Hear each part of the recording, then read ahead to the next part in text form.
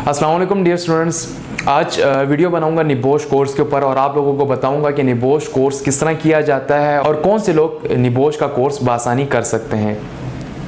तो सबसे पहले जानते हैं कि निबोश का कोर्स क्या है, लोग क्यों करते हैं। जिस तरह इंटरनेशनली तौर पर जो ह्यूमन प्रोटेक्शन है और इक्विपमेंट प्रोटेक्शन है, इसको सबसे ज़्यादा मद्देनज़र रखा जाता है, इसलिए जो गल्फ़ कंट्री साइट्स हैं या पाकिस्तान के अंदर, तो उधर सबसे ज़्यादा इन चीज़ों का ख्याल रखा जाता है कि कोई भी वर्कर ज़ख्मी ना हो जाए या किसी भी कंपनी की प्रॉपर्टी के नुकसान ना मिले, तो इसलिए सेफ्टी ऑफिसर्स हायर किए जाते हैं। ठीक है, अब ये है कि किसी भी कंपनी के अंदर आपको जॉब मिल सकती है, अगर वो ऑयल एंड गैस है या कंस्ट्रक्शन साइट है, केमिकल है, मैकेनिकल है, कहीं भी आपको बासानी जॉब मिल सकती है निबोश के सर्टिफिकेट के कोर्स के ऊपर।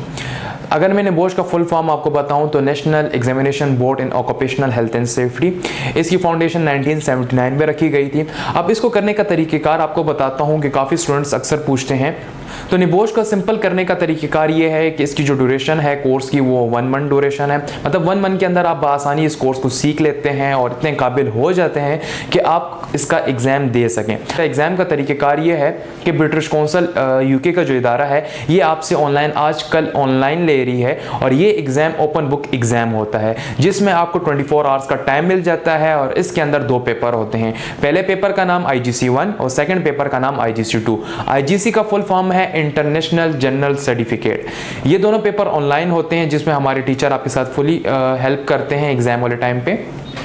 सेकंड, इसमें जब ये दोनों पेपर आप क्लियर कर लेते हैं तो लास्ट में इसका क्लोजिंग इंटरव्यू होता है। दूसरा सवाल जो अक्सर लड़के पूछते हैं कि सर इसकी एंट्री रिक्वायरमेंट क्या है, तो इसमें ऐसे कोई एंट्री रिक्वायरमेंट नहीं है। आपने मिनिमम क्वालिफिकेशन आपकी मैट्रिक होनी चाहिए और साथ में अगर आपकी कम्युनिकेशन स्किल्स इंग्लिश में स्ट्रॉन्ग है तो उसमें बेनिफिट आपको ये होगा कि आप इजीली पेपर भी हल कर पाएंगे, इजीली आप बाहर इंटरव्यू भी दे पाएंगे। तो ये आपके लिए बेनिफिट होगा अगर आपकी इंग्लिश के ऊपर कमांड्स हैं। इसके अलावा दूसरा सवाल पूछा जाता है कि सर इसमें पासिंग मार्क्स कितने होते हैं, तो इसके जो टोटल नंबर होते हैं वो IGC 1 के वो टोटल 100 नंबर होते हैं और इसमें 45 वाला पास कंसिडर होता है। इसके अलावा इससे कम आए तो फेल कंसिडर होता है और फेल की सूरत पे आप दोबारा भी एग्ज़ाम रीअपेयर हो सकते हैं।